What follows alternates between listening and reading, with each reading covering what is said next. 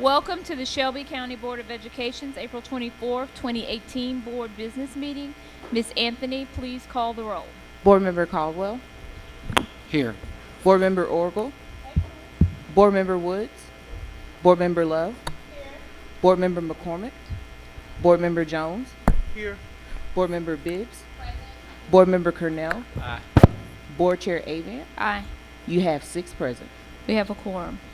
We're going to now start with the Pledge of Allegiance and posting of the color guard. Tonight, we have from Whitehaven High School the ROTC color guard, Cadet Major Kennedy Beck, Cadet Captain Damon Clay, Cadet Staff Sergeant Julian Jordan, and Cadet Corporal Jacinda Humphrey. Please rise.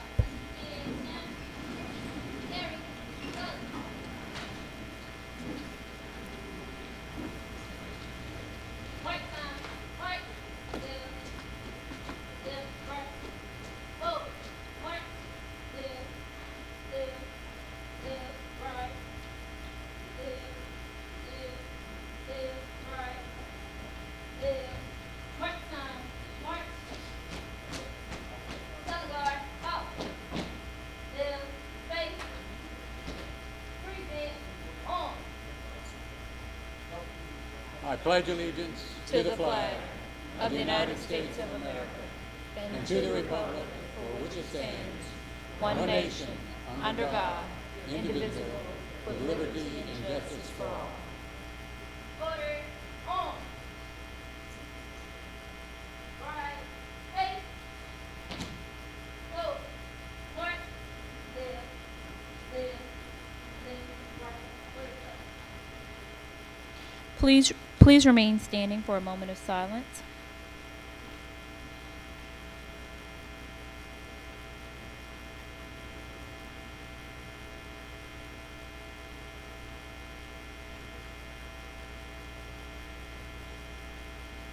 You may be seated.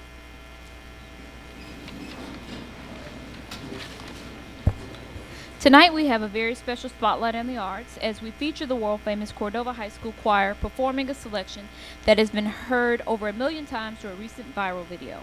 We would like to send a very special invitation to board member staff and the listening audience to participate in the 50th annual Orff Music All-City Concert to be held at the Cannon Center from the Performing Arts on May 8th at 7 p.m. Please contact Winkle Sterling for additional information. This is an extraordinary event to see over 300 students participate in world-class performance. Later that same week, over 1,000 student performers and artists at every SCS school will display their work at the 9th annual SCS Art Fest held at Colonial Middle School on May 12th from 10 to 3:30 p.m. Parking shuttles will be running from Overton High School. Please make plans to come and celebrate the important role of creativity, imagination, expression in educating the whole child. As a preview of what we'll be experiencing at Art Fest, we will now feature the Cordova High School Choir under the direction of Adrian Macklin, Barton Thornton principal. The choir recently performed this selection at the SCS MLK 50 commemoration and also had the selection featured on the Choir Buzz website, which is as of last week was over at 4 million views. Please enjoy this special performance, If I Can Help Somebody, arranged by Dr. Nathan Carter.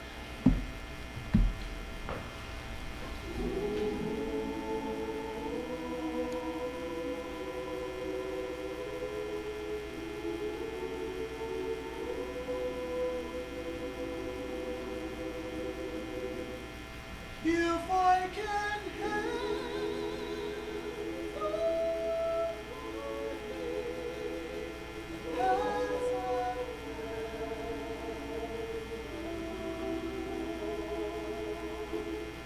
if I could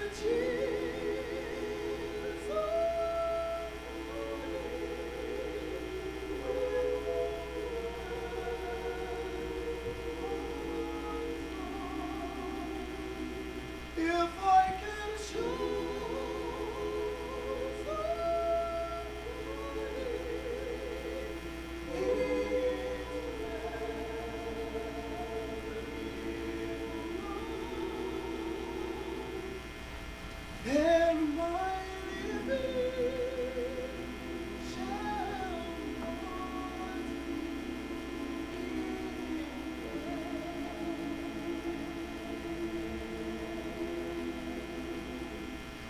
if I can do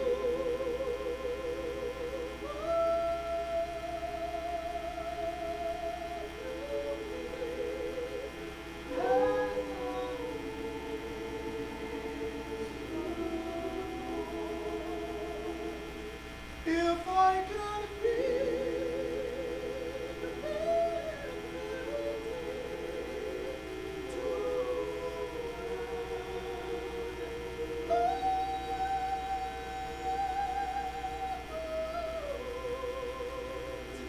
if I could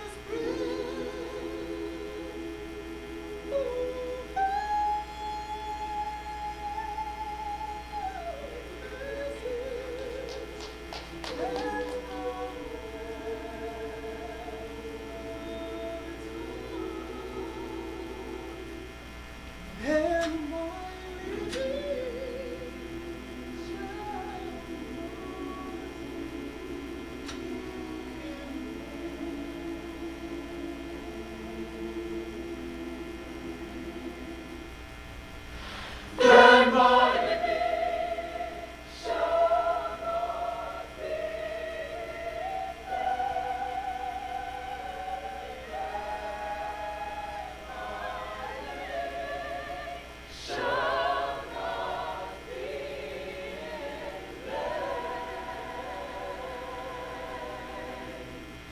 if I can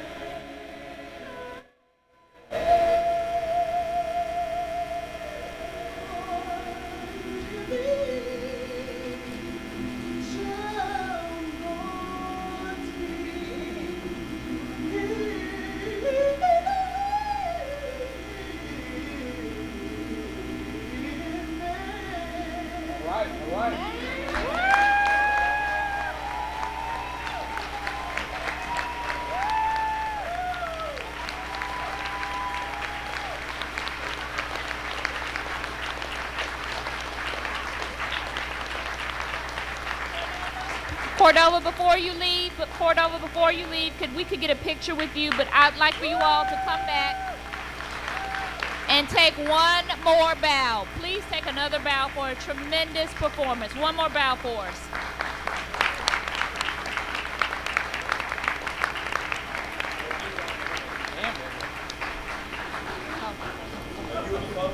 All of us. I'll be behind the photo. I'm the guy holding the photo. I'm doing good, man.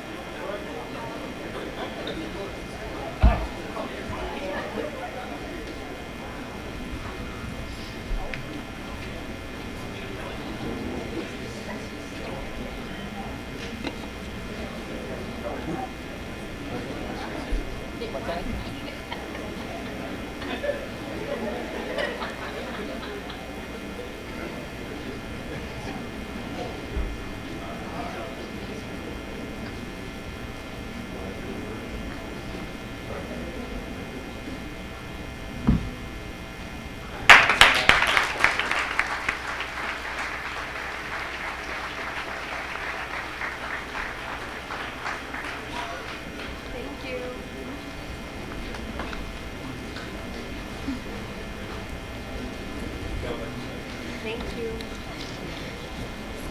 Next, this evening, we have a very special presentation from our county trustee, Mr. David Lenore, and Regions Bank.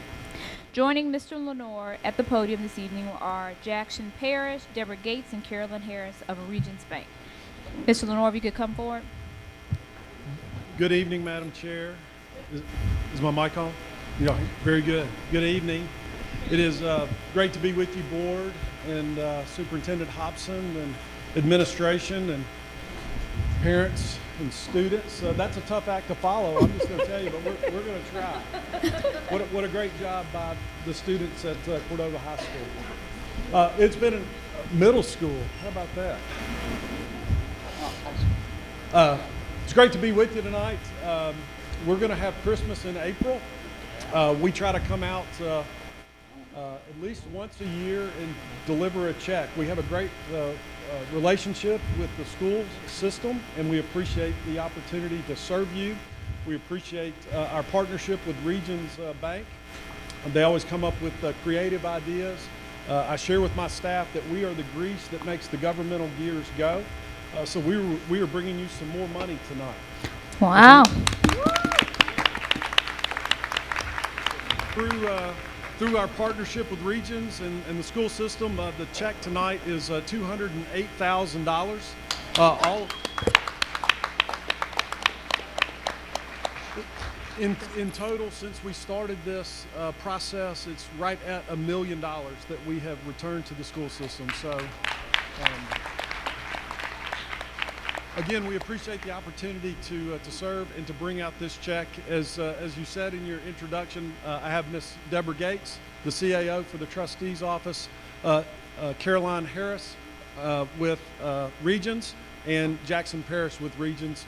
They have a big check for you for $208,000. We would like to take a picture with our $208,000 check. Thank you. Put the picture before it's cash.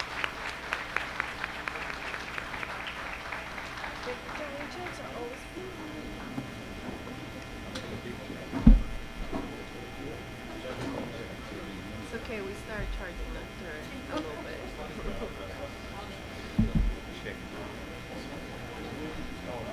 Passing our bills on too.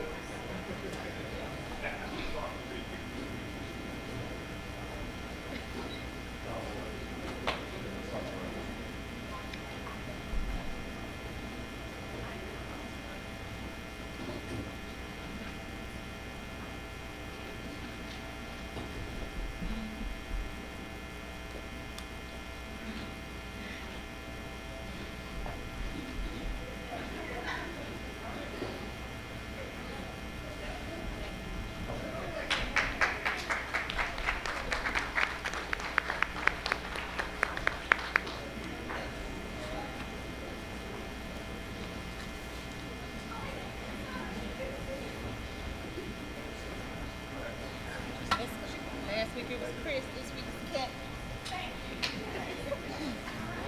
Now we're going to move into recognize the significant accomplishments of our students and educators. Tonight's special recognition will be different from previous, and we will read all the recognized groups together and their accomplishments. Board members will take pictures with each group at the end of those, the naming of these recognitions. Ms. Anthony will call each group up to my left. If you would come against this wall as we call your names and your groups, and we'll take pictures in that order. Our first special recognition, we would like to highlight 4 students and their mentor who have been selected to participate in the Youth Ambassadors Program. They will travel to countries on a full scholarship for a 3-week exchange program. While in those countries, they will visit local schools and participate in community service projects. The students will also create community service projects to implement in their communities here in Memphis. The students are Kendall Lee, White Station High School, Youth Ambassador for Argentina, Chile. Sophie Palti, Central High School, Youth Ambassador for Argentina, Chile. Aaron Hervey, Middle College High School, Youth Ambassador for the Dominican Republic. Hannah Johnson, Southland High School, will be Youth Ambassador for Brazil.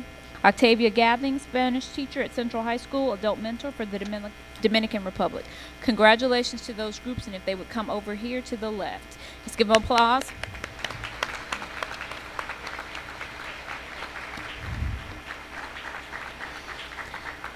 Tyler Harris is the recipient of the TSAA Mr. Basketball Award. He is a student at Cordova High School. Tyler averaged over 30 points per game, and he is McDonald's All-American nominee. He is also an ESMARC All-American player, as well as 3-time district MVP. Tyler is an all-state player and the TN Gatorade Player of the Year. Congratulations to Tyler. Is Tyler here?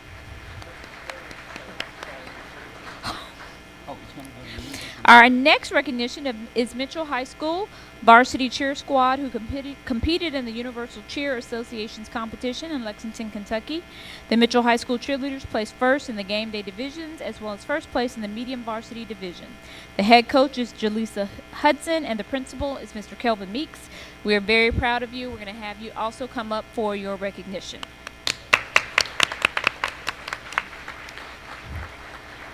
Our next recognition is Highland Oaks Middle School chess team. The team recently placed first at the 2008 National Junior High Chess Championship. Highland Oaks chess team brought home the K9 unrated championship after competing against more than 1,000 students in a 3-day tournament. This is the first year Highland Oaks Middle has competed in chess tournaments. That is phenomenal. Mr. Mitchell is the sponsor of the chess club, and Monica Bates is principal. Congratulations to Highland Oaks Chess Club. And if they are present, if they would come up.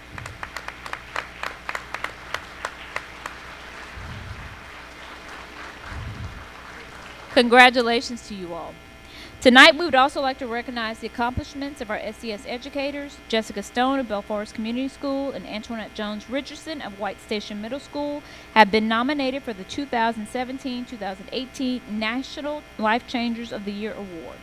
Life Changer of the Year recognizes and rewards the best educators and high school district employees across the U.S.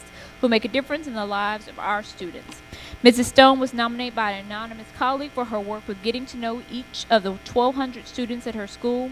Mrs. Jones Richardson, a 6th grade social studies teacher, was nominated by her principal, Charlotte Danley. Both women were praised for their excellence, influence, and leadership. Thank you for all you do for our students. Thank you, and please come forward if you're present.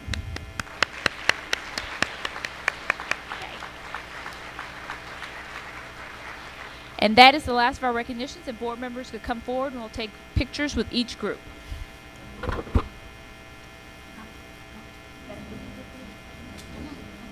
Everybody up for pictures?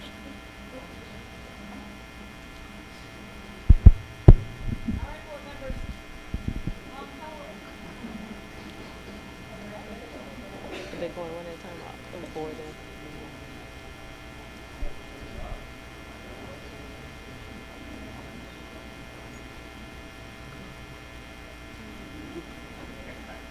No, is she with chess? No, she's Mitchell by herself. Uh-huh.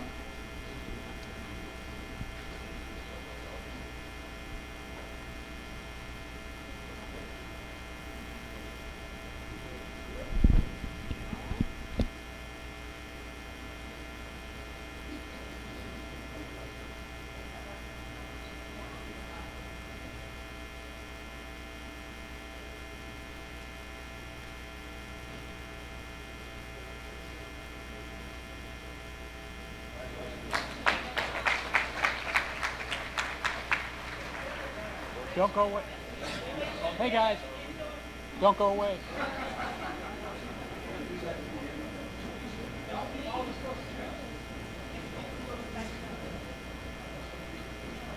Chess club.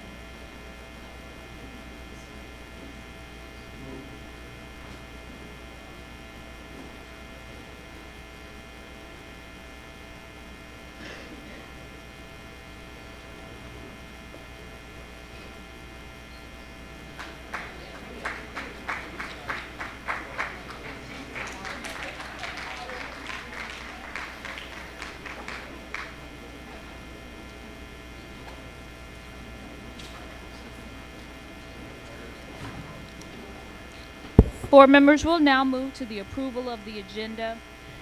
Wanted to refer to the superintendent if there are any amendments to the agenda.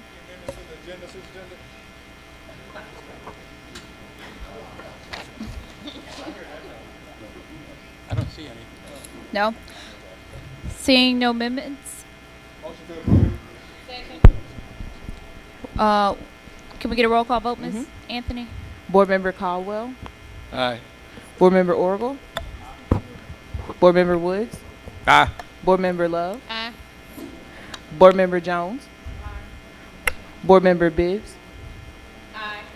Board Member Cornell. Aye. Board Chair Avant.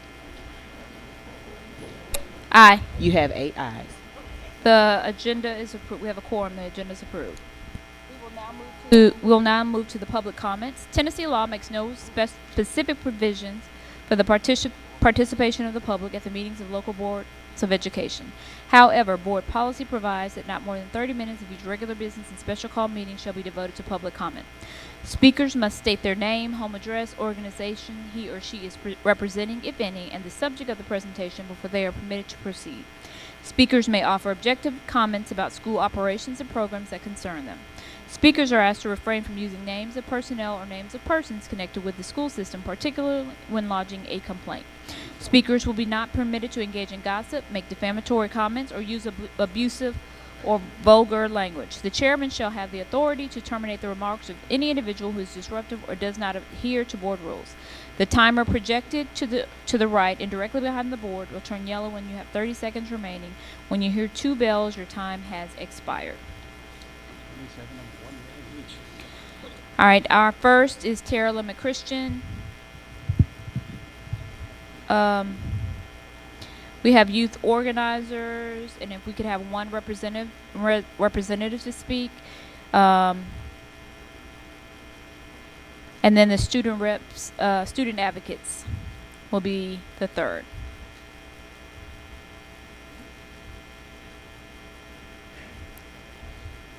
Ms. McChristian. Good evening. Tara Lynn McChristian, 4395 Revere Cove, Memphis, Tennessee, 38125. Speaking on behalf of, as a parent, about textbooks. I would like to speak as a parent of an incoming 3rd grader who is considered gifted. It is vital that our district takes the voices of parents, teachers, students in consideration when making decisions to adopt and purchase textbooks/curriculum to replace the 10+ year adoption purchase we currently are using. Our standards have changed, as well as the requirements they are being asked to fulfill. For example, the 5th grade standards are now moved to 3rd grade. It would not be possible to gather enough usable 5th grade textbooks to assist the 3rd graders in what they need. Imagine the undue stress that will be placed on students, teachers, and administrators. Please, as you decide on the science adoption and purchase, keep in mind the demands from the change standards and the needs of the students, teachers, administrators, and parents. Thank you.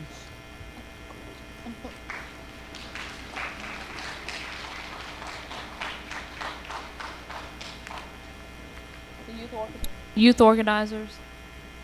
I don't have specific names, which we need specific names for those. Oh, it's our young folks that came last time. Okay. Mallory, how are you today? I'm fine. How are you? Wonderful. Well. And how many are speaking? There's 8 of us. 6. Okay. 6. Of us. Okay. So 4 minutes. 4 minutes.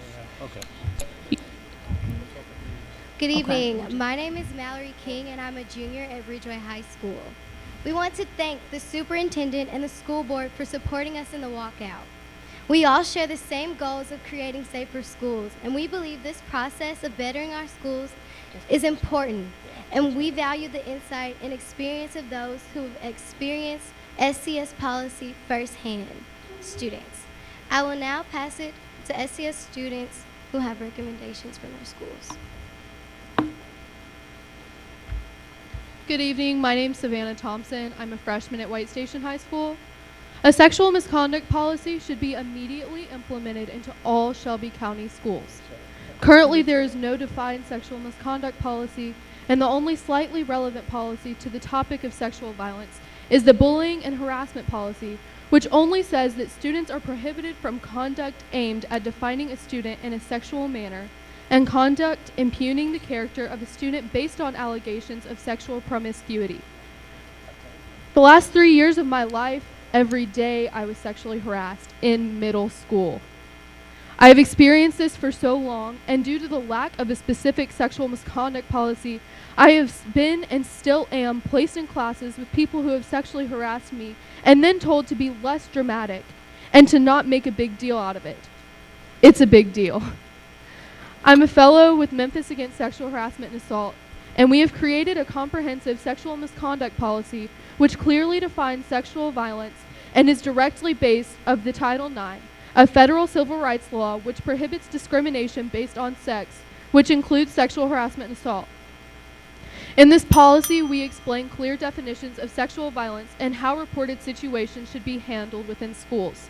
We as Shelby County school students are demanding that this policy be implemented so that students, including myself, do not have to go to school expecting sexual harassment every day.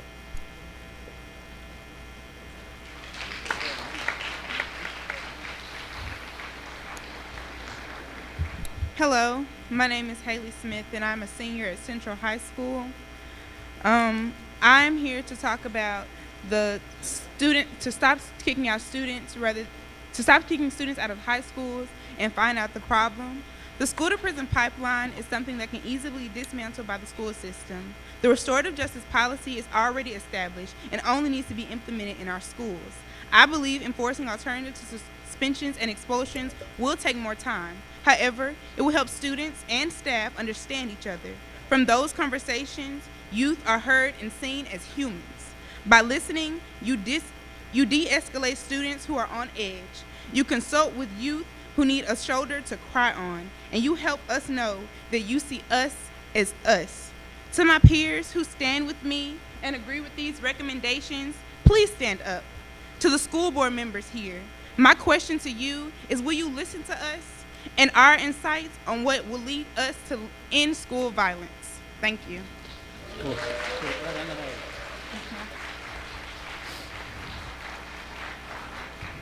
My name is Asada Ba. I'm a freshman at Whitehaven High School. We always hear the saying, communication is key. This is very true, especially in our schools. Our recommendation is to make time for teachers and administration to have one-on-one time with students so they can truly understand them. What this could look like is teachers and students eating lunch together. At Whitehaven, this was a recommendation largely agreed on. And this is important because not all the students that are labeled lazy are lazy, and not all the students labeled bad are bad. These students may be troubled and need support. Everyone needs a mentor every once in a while, and schools should be a place to find this support. Thank you.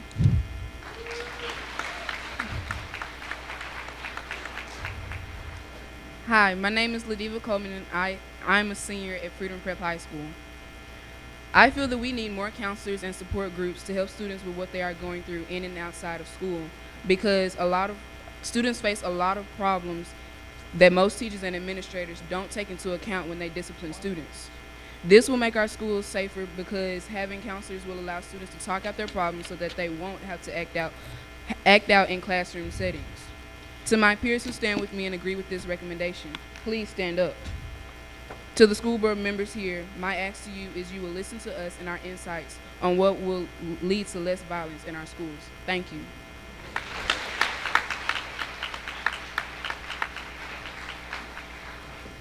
Good evening, I am Becca Folks-Lalou, and I'm a senior at White Station High School. My recommendation is that a conflict resolution courses be implemented for K-8 students. These courses should give adolescents the skills necessary to de-escalate conflict that they experience. As a trained conflict resolution facilitator, I recognize the impact that this training has had on my ability to address conflict within my life and the power that it could give my peers. If we begin educating students on how to solve conflict nonviolently, we can begin creating a culture of nonviolence within our schools and community. Thank you.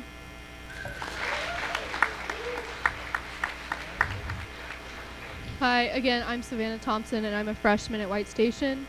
My recommendation, or my second recommendation, is that we create a mental health class for all Shelby County School students.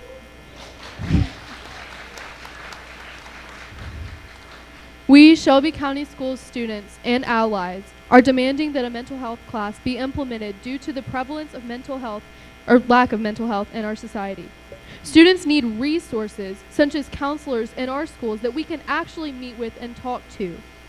We need to be able to have this relationship with trained counselors to support us in our mental health. People with mental health issues are not the problem. The lack of resources for people with mental illnesses, such as myself, is the problem.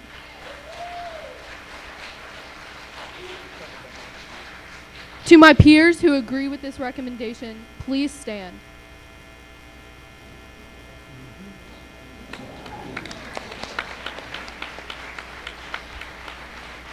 To the school board members here, my ask is that you will listen to us and our insights on what will lead to less violence in schools.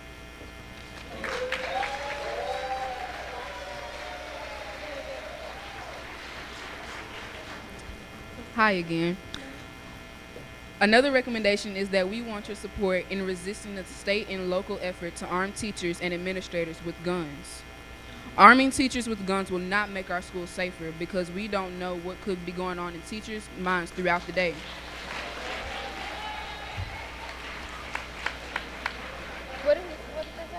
My belief is if a student can shoot other students with guns, so can teachers. If students confide in teachers to ensure that they are educated and not targeted by violence, then this should be the case with all Shelby County schools. Thank you.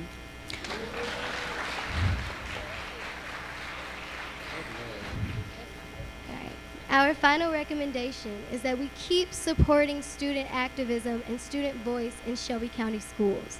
We recognize that SCS has been a partner in the walkouts, and we ask for your continued support.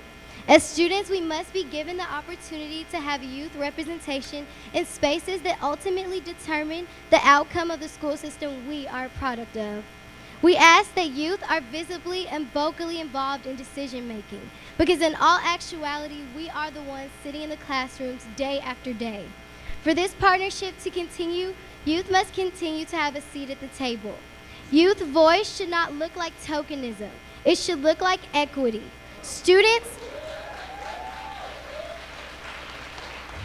It should look like students being given fair, impartial spaces to use their voices. In conclusion, the youth of SCS are choosing to use their voices. The question is, will you let them?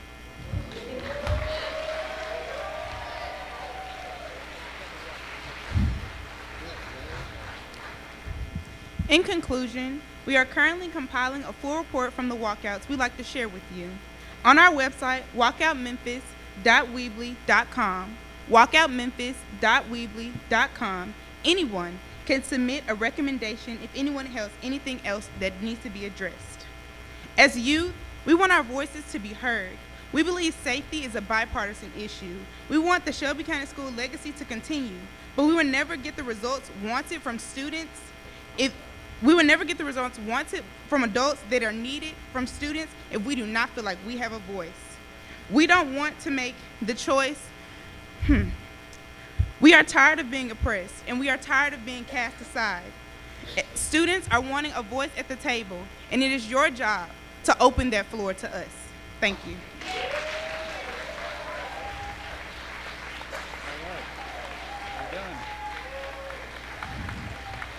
Thank you to our students.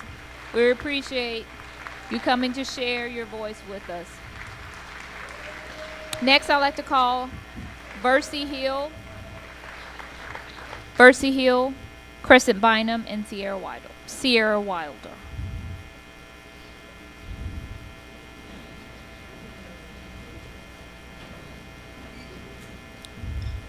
Versi Hill. Good afternoon. Good evening. My name is Versi Foles Hill. I'm a Shelby County school teacher for 22 plus years. I had an opportunity to be summoned in the office to let me know that I'm a teacher without a position, assigned and reassigned to no assignment. But that's okay. But I'm here to have walking, breathing data to show that Cosmetology is alive and well, and they are making their mark in society. And they're here to talk to you, the board, about not closing CTE programs in cosmetology at Cordova High School or any other school. And it is a sad indictment when I've been named level 5 teacher, prestige teacher, but that's okay. But I want to make sure that the children sang the song, "My living won't be in vain." It won't be in vain if these children can keep their career going. Good evening. My name is Tanaya Murphy, and I live at. My name is Tanaya Murphy. I live at 6913 Country Manor Drive. I'm a cosmetology student at Cordova High School. I am representing students in my class periods 1, 2, 3, 4, 7, and 8. I want to know why the principal and the others decided to close the cosmetology program without asking us or our parents. We get surveys to talk about teachers. I and my classmates did not receive a letter or group response as to why the program is being closed. We learn every day in our class why would I attend another school when you offer this program in my school. My education matters. Superintendent Hobson, you let principals know that to let us march in support of the lives lost in shootings. Please use the same power to let principals know not to change our programs. Bring them back. This is my request. I am a customer at Cordova High School. My education matters. This is why I am here today to voice my opinion about my future as a career professional in cosmetology. My teacher matters. Bring her back to the school. Ms. Bercy Hill, Ms. Bercy F. Hill.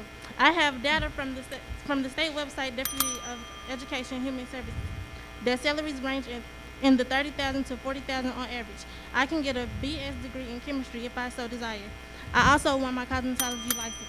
This is the. Thank you, Ms. Bynum. Ms. Murphy, thank you. Good afternoon. My name is Sierra Wilder. My address is 7136 Brook Mill Cove. I'm here to give credibility testimony to the fact that students do and will graduate from high school licensed with a cosmetology license. I'm a successful licensed cosmetologist. I am also partnered in my own salon this year. I am living proof, and I am your primary source of raw data today. I'm a former graduate student from MCS schools, now SCS, student in the year of 2012. My cosmetology license is now available to see online at the Department of Commission and Insurance. I also brought my license with me today to show you guys. I am living proof.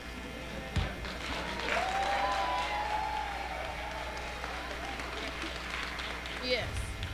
I got all my hours in high school. I actually work very, very hard. Staying after school, she has been a great help to me, like, tremendously. She also taught me interview skills, job interview skills, and how to deal with people on a daily. It helps a lot. People skills, because I'm a very shy person.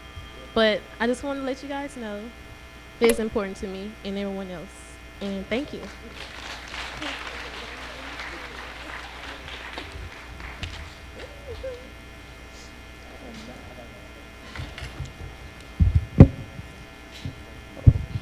So just for clarity, for the folks that signed up, are you Ms. Bynum?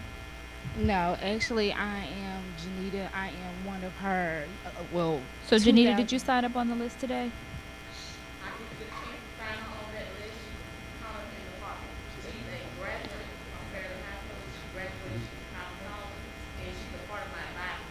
Okay, well, ma'am, there's a process that we have to follow. So, Ms. Bynum, if you could come up next. Yes, good afternoon. I am Chef Bynum. I am currently a culinary arts instructor at Hamilton High School. Not only is on the agenda to close the culinary program at Hamilton High, but other CTE programs, which are the career technology educational programs. These programs enable our students to become work-based, to learn work-based skill and professionalism. These skills are needed, not just in culinary arts or cosmetology, but it's needed in all career sets. 50% of all our children have some type of IEP. Skills they learn from CTE, Career Technology Education, allows them to be productive citizens in our community. Students ready in 2025 include all of CTE programs. I just want to highlight Ms. Miller. She didn't know I was going to do this, but just to give you some example, not only was her program overall #1 in the state of Tennessee in 2017, which she represented Memphis, Tennessee, Shelby County well when we went to CTE and competed against all schools in the state of Tennessee. So these are programs that you're shutting down, which our students need, these work-based career sets. Thank you, Ms. Bynum. Shalise Davis, Sherry Cross, and Tequila Rucker. Hi, my name is Shalise Davis, and I'm representing from Cordova High as a parent. I'm coming on the behalf of the program as well, of cosmetologists. We wasn't aware from the school or anybody of the board to letting us know that the program was closing. I was informed by my daughter, which was I didn't feel that was the right proper way to let us know that the program was closing. After we was told that it was a 3-year program, which she's in the 10th grade, no funds was going to be reversed back or anything, but this program is pretty great for our kids to be able to have credit and everything else to move forward. And as well, Ms. Hill is a very good person for this program as well as a teacher. And we don't understand why it's closing at Cordova High, but all the other locations still have the program that's going as well. But we never was informed about the program was closing by our children telling us this. So I'm coming back to say that it's a very good program. Ms. Hill does a very good job for the kids, and they got great credits going and good things learning of this program, and I do not want this program to leave Cordova High.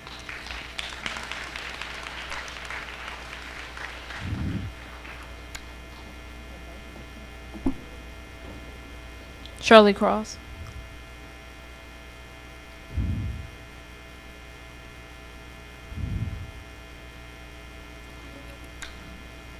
Good evening. My name is Shirley Cross, 1000 Sutton Place. I'm an ESP with UEA. School board members, superintendent, and staff, thank you for your dedication to supporting public school in Shelby County, Tennessee. We know that poverty is one of our education community's greatest problems. We have been asking for a living wage for the low-paid hourly employees of Shelby County schools for several years. We were both excited and pleased that the superintendent is working to lift up some employees to a $15 minimum wage. Some does not mean all. Make it right.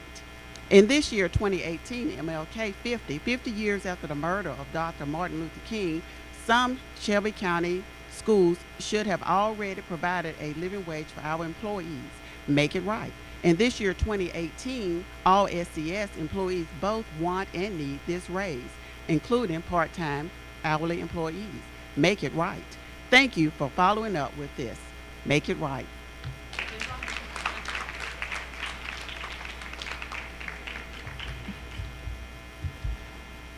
Good evening, Tequila Rucker, President of the United Education Association. Ms. Cross said, make it right, so let's make it right. Today I come to speak on behalf of the association. UEA, TEA, and NEA would like to thank you all, superintendent, the district, and I'm assuming the board members for being to extend, well not extend, but honor the MOU that we have in place. We received the notice on April the 18th, and we wanted to thank you all for allowing us to continue to be recognized as an association as we continue the partnership to work toward improving the teachers and students' working and learning conditions. So I would like to thank you all for that. With that being said, I would also just like to bring awareness to some internet restrictions that have taken place within this last week. We've received several concerns from educators that are not able to access resources via the internet, even documents that have been provided by the curriculum and instruction department. So we ask that you please give some attention to that matter. And I have a colleague that will come and speak to the 10 ready concerns as well. Thank you.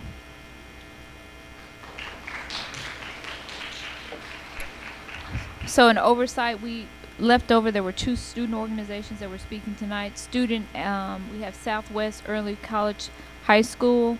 I think there are 6 students. Yep.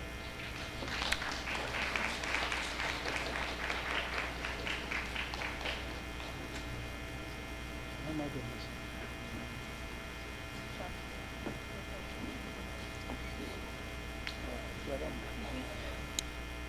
Hello, my name is Liberty Downs. I'm in the 9th grade at Southwest Early College High School and a member of Student Advocacy Program. I am speaking about student representation. The Student Advocacy Program helps students define both where they stand educationally and personally. Student rights are important. The rights we as students deserve to have a voice in our education. More voice, more choice. Student advocacy is important to us because we are able to voice our opinion. It gives us courage never to back down from a challenge in any and everything we do in life. It is our responsibility to take action of what we believe is right and what we believe is wrong. We would love for the student board leaders to learn that although we are students in high school, we still have our opinion on things that goes on in today's society. It is very important for leaders to listen because with listening comes creativity. Creativity leads to opportunity. Opportunity saves lives. This cycle happens because someone such as yourself reached out and gave us the courage and motivation to change. Thank you. Thank you.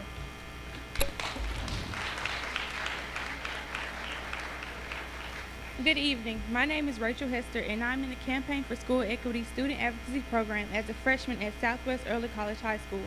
Today I'm coming in front of you to inform you on what student advocacy is. It allows us students to decide on problems we have throughout the day and find possible ways of solving them. Student advocacy allows me to be open and honest about issues we face day to day. Student advocacy lets me express how I feel about the way the day runs and our experiences. Looking in from the outside, you won't always know what we experience. Allowing students to speak gives you an opportunity to see what we go through. This is why it is important for the Shelby County School Board to add a student representative to the board. Thank you.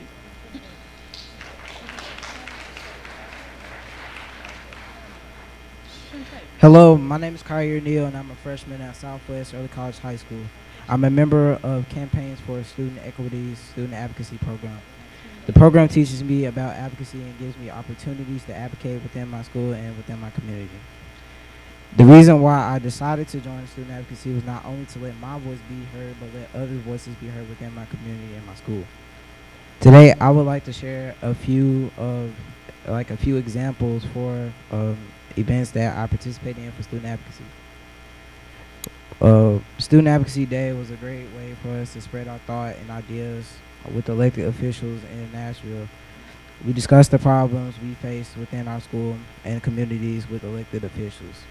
Last week, student advocates at Southwest planned a student walkout. Our walkout day was our way to express ourselves within our community, to show themselves the importance of safety in our schools and community, and to give memorial to those that died within the school of Florida. All students, regardless of their race and religion, beliefs, and their gender, etc., we have a voice, and our voice needs to be heard, not just in Memphis, Shelby County, or Tennessee, but in the United States. Thank you.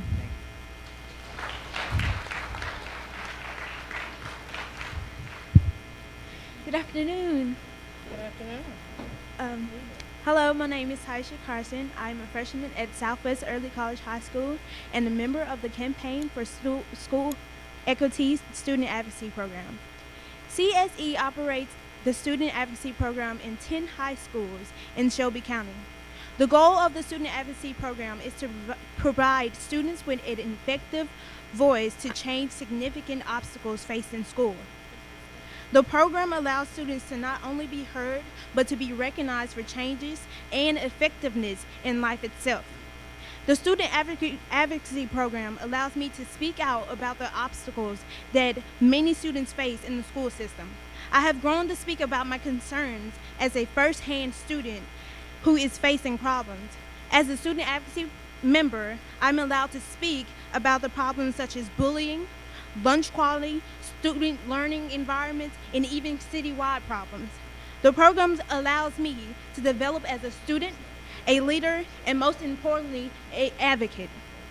Because of the Student Advocacy Program, I think it is important to have a student representative on the Shelby County School Board.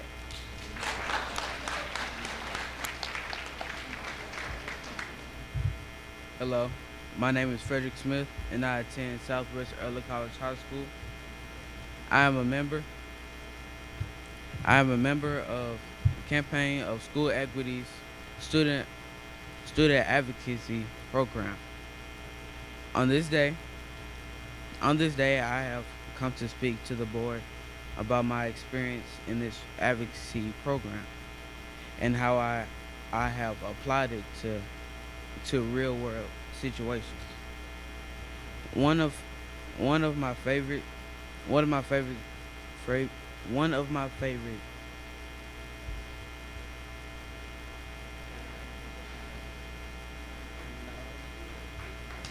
this program was capable of many things. It also helped us when we visit the Capitol in Nashville. This event is very important to me because, and as an advocate, I would like for my voice to be heard by elected officials. On April 20th, 2018, my fellow advocates and I planned and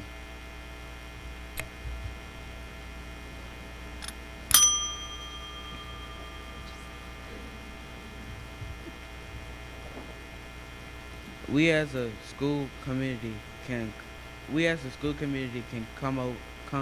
come together as one, because more people we have to participate, the more we can turn our problems into solutions. Thank you.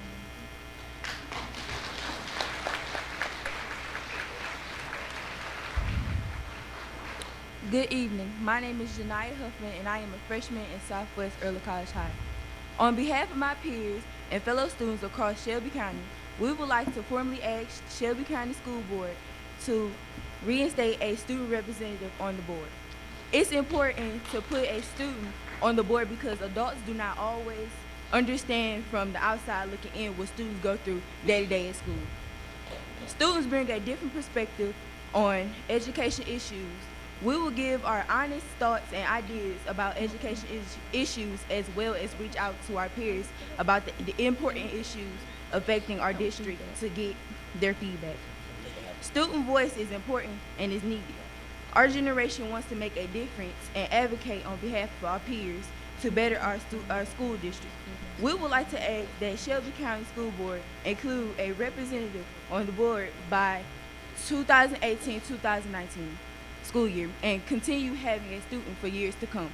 As student advocates, we think it would be a good idea to have stronger students attend a school board meeting. We think that a few students could attend school board meetings as representatives on behalf of their schools. These students could serve on rotating representatives on the board, so that more students could have opportunity to speak up.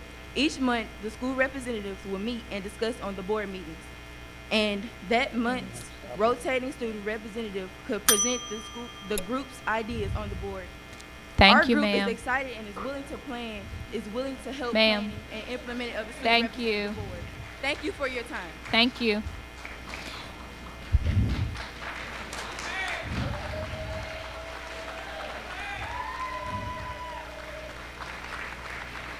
Okay, we'll now have the next three speakers up: Lisa Jorgensen, Nichelle Johnson, and Paisley Thompson.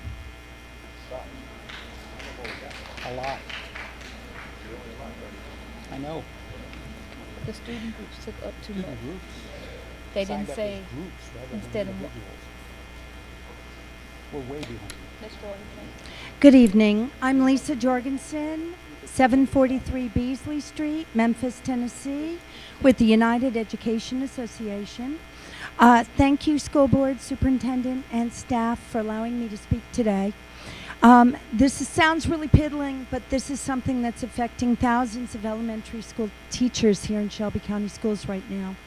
As you know, Shelby County Schools teachers have been working overtime to implement the reading, math, science, and social studies curriculums needed for the students' success. Due to a lack of current textbooks and concrete curriculum materials, teachers have been supplementing the paper materials with internet-based learning supports. The district has been helpful, and Curriculum and Instruction has posted expeditionary learning PowerPoints to be accessed online for the use of the teachers and their students. But this week they got blocked and restricted on the internet from the schools. The EL PowerPoints were restricted, so was Brain Pop, so was Teachers Pay Teachers. When resources are removed without notice, it seems an obstruction, and it feels like a conspiracy to see the students and their teachers fail. Please fix it. Thank you.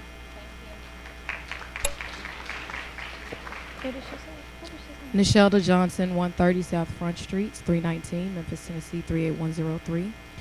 We've spent the better part of the last 12 years with a test-based accountability movement that has not led to better results or better conditions for our children.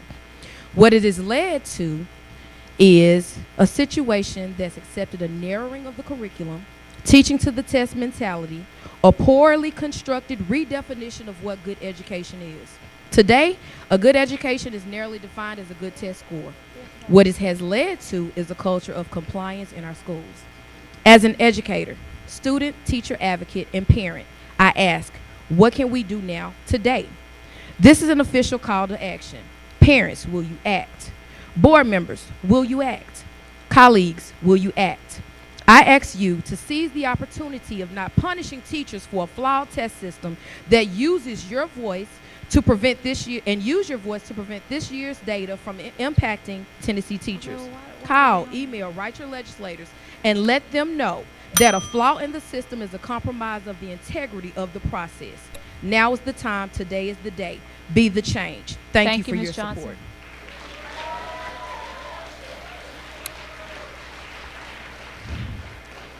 Paisley Thompson. Good evening. My name is Paisley Thompson, 3325 West Rosita Circle. I am in the 5th grade at Whitehaven Elementary Sim Academy. I am here to discuss science textbook/curriculum. I believe that our textbooks should be replaced because our current science books are out of date. There's a lot of information in our science books that is from back before probably we were born. And so this information is not valuable to us anymore. And now with our new standards coming in as well, we need textbooks to change what is being learned. We also need to change this because we are in the process of adopting these new standards, and this will change how we learn.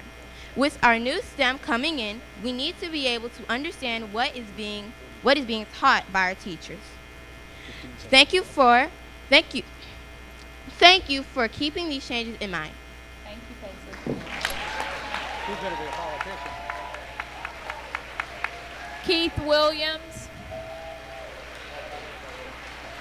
Next three speakers are Keith Williams, Rosemary Winters, Suzanne Evans. Good evening. Superintendent Hobson, Ms. Avant, board members, ladies and gentlemen. Here again, we find ourselves appearing before this board seeking guidance, clarification, and decency. It should not be a difficult thing to expect staff, especially the professional staff, to treat other professional educators with dignity and respect. We deserve that. This is the 3rd year running that I have personally stood at this board and asked for clarification of best fit. It is a phrase used on the accessing protocol for teachers that no one has defined yet. It could mean I don't like the way you look, think, or smell, but we don't know what it means. You just lose your job. Furthermore, there should be something done to speak to the CTE program. All we do know is that 300 teachers have been displaced, and they do not know why they're displaced. The district has refused to meet with these teachers, and the CTE director is not above the law. He should be required to meet and explain his program to teachers. That is what we asked for, and that is what we are demanding.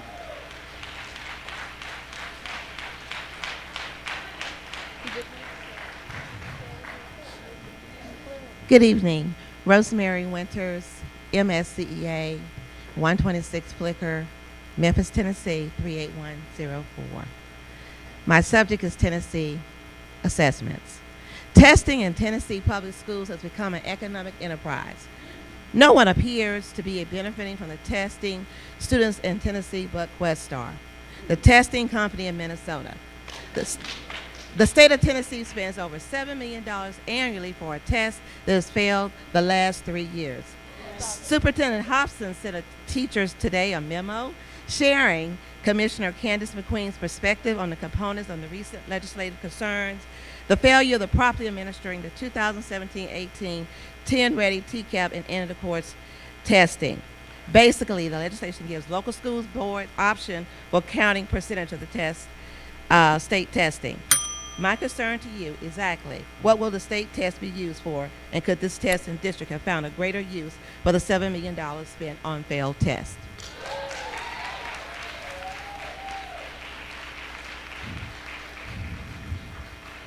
My name is Suzanne Evans, and I live at 2446 McKinnon in Memphis.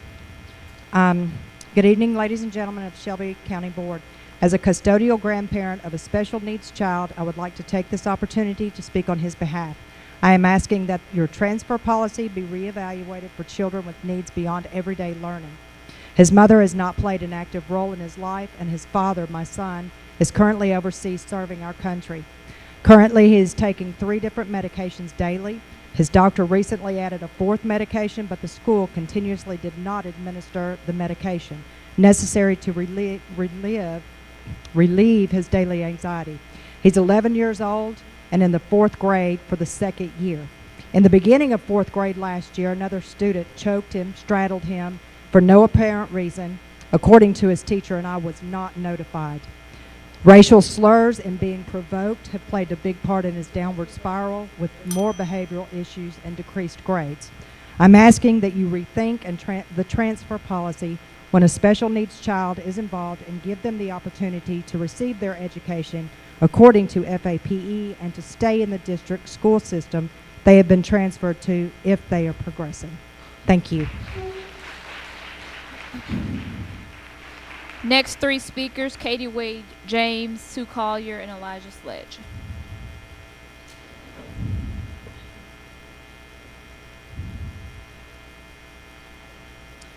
Good evening. I'm Dr. Catherine Wade Hymas, Professor of Education at the University of Memphis. Can you speak into the microphone, please? Yes, sorry. Good evening. Dr. Catherine Wade Hymas, Professor of Education at the University of Memphis in Science Education, Curriculum, and Instruction. We are at an exciting time for science education, both in the state of Tennessee and nationally. Recognizing that our students have been underperforming in science for decades, and that there is an accompanying shortage of qualified employees for STEM and STEM careers, a new national framework for K-12 science education was recently published. This is groundbreaking work in science education that pulls together research from education and the sciences to re-envision science education.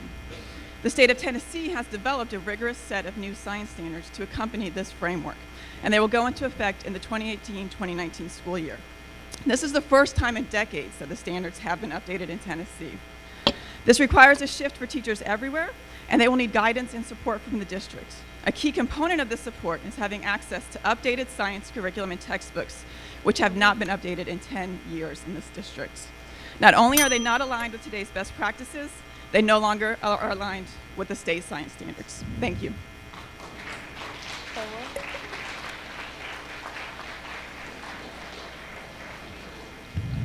Good afternoon. My name is Sue Collier, speaking as an individual.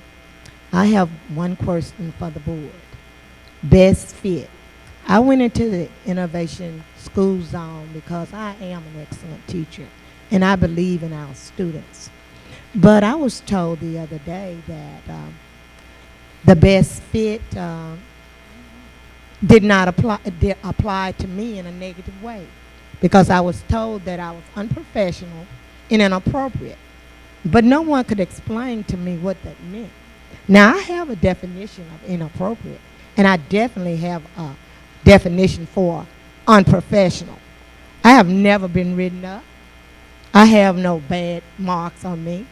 I have good test scores. I'm an excellent teacher. I'm on my job every day, on time and early, and stay late. I just would like for someone to explain to me how I could be told that I'm not a good fit without any information. Thank you, Ms. Collier. Thank you.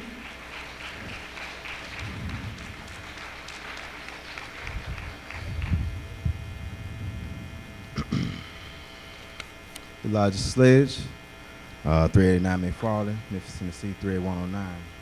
I don't know how difficult it is to budget $1 million or to manage the largest school district in the state of Tennessee.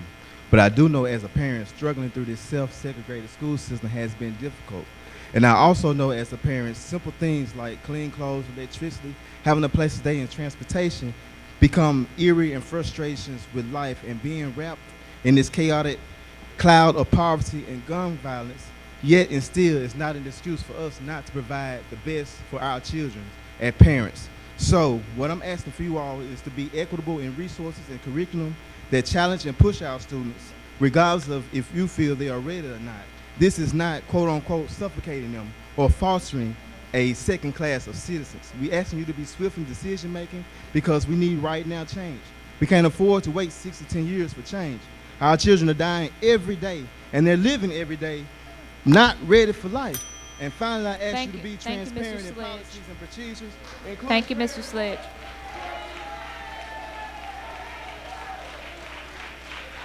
Art Scott. Mr. Sledge.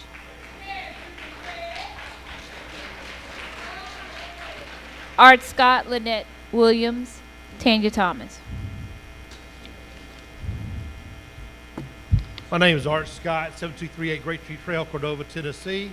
Proud science educator with Bolton High School, SCS, thank you, board, and a proud member of UEA, TEA, NEA.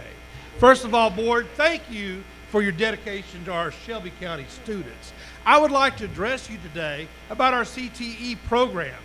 College, career, and technical education is an important area that should have more attention from the district, not less. My son, a 2017 Bolton High School graduate, is at TCAT now in a welding program and doing very well. The closest CTE program at Bolton High School was automotive education. My question is, why not welding or plumbing or whatever may be their passion? Okay? Why could we not offer more career-ready pathways rather than less at each school site to make our children career and college ready? Thank you, Mr. Thank Scott. you. Ms. Williams. Good evening. I'm Dr. Lynette Williams, and I'm a community advocate as well as the executive committee chair lady for District 9, and I'm also a candidate for District 85, Tennessee House of Representatives, which Johnny Turner is retiring this year. Now, what I wanted to impress as far as the board is concerned, I would like you to reconsider the budget for next year as well as this year. We want to stop all school closings until we can get some kind of adequate evaluation of our system, and including the new legislation that just passed last week. We want to hold our teachers harmless as far as the school testing that's been going on and all the irregularities as far as the testing system is concerned. I'm also concerned about the conversion of Manor Lake as well as with Thank you, Jeter Dr. Williams. I just wanted to mention this because the community is not involved and we need to have the Thank community you, Dr. involved. Williams. Thank you. Carlos Stout, Andrea Warling, and Thaddeus Hubbard.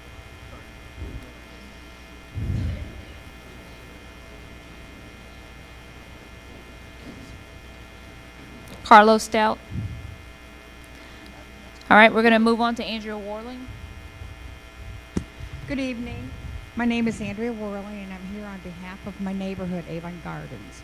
We border Summer, Stratford, Macon, and White Station. And in this border, we had the former Macon Elementary School, which is now Northeast Prep. This is an alternative school that has plagued our community for 11 years. We have two major issues. One, the school with many students that don't seem to be getting anything out of Northeast Prep, and our neighborhood that is reaping the consequences by being terrorized by them. Imagine over 50 teenagers descending upon your street, throwing rocks at your house, breaking yard ornaments, tipping basketball goals, blocking street access, and threatening. This happened last Thursday, April 19th. We feel that it's a matter of time before someone gets hurt or worse. I have talked to the school principal, and he's doing the best that he can to rein in these kids. Thank you, Ms. Warling.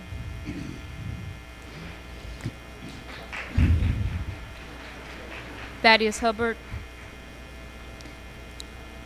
Lethea Rivers, and then Laura Ross is our last. Good evening. I'm Thaddeus Hubbard. I'm speaking on behalf of CTE.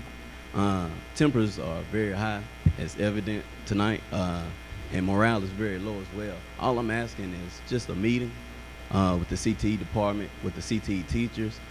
Maybe that could raise morale and lower the temper. Thank you. Thank you, Mr. Hubbard.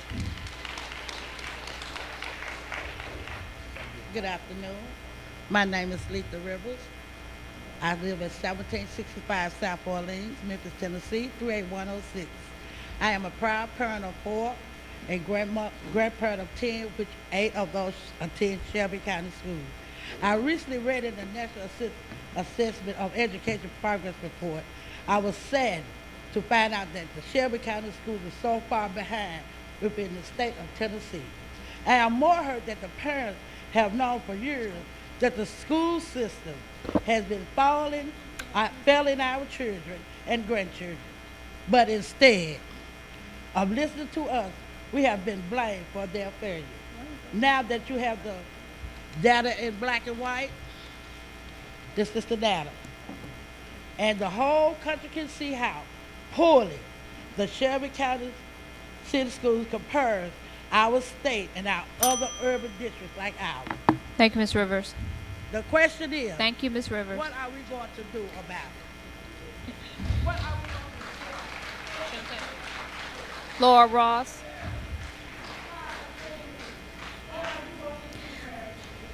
Good evening. Okay, just a moment before you get started. Ms. Rivers, we're going to give the same respect to all the speakers so that they can be heard. Thank you. Good evening. I'm Laura Ross. I live at 517 Delta Road, Memphis, Tennessee, 38109. I've addressed this before, and I'm here again, Superintendent Dawson.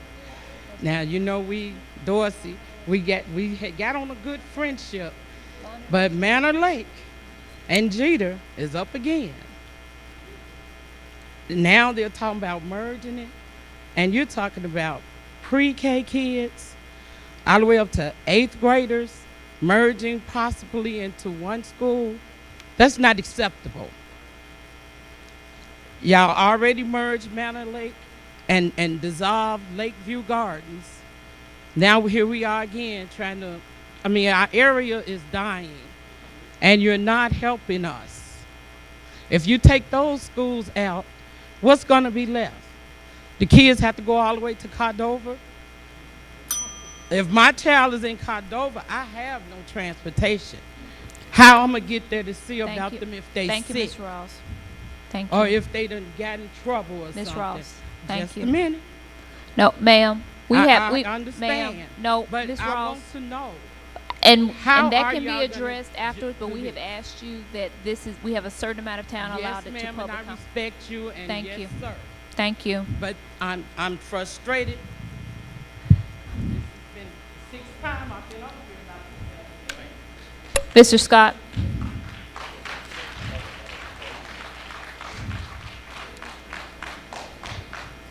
Charles Scott, 3689 Huckleberry Street, 38116, speaking on behalf of the United Shelby County Council PTA. I passed the package out to give the update, so I won't hit on all of those, but I want to thank your school board for your patience, listening for your constituent, because you are represented. It's great to hear the voices of the students, the teachers, and the community as well. So we need to listen so that we can learn. I'm just going to get on a few points within the bulletin, the notes that I gave you. Had that opportunity to be one of the panelists on the Memphis-Shelby County Educational Spring Education Forum on January the 14th. Also, our council traveled over 500 miles to Johnson City, Tennessee to represent the school district in the Tennessee Convention. You'll see that many numerous awards that were won by the different schools and councils. In addition to that, we submitted the name of Shantae Vine as a school board representative of the year. She finished second in that case, and also in the third place in the bulletin. Because of the interest of time, you see we have our last meeting on May the 3rd, and we're inviting you all to attend. Thank you, Mr. Scott.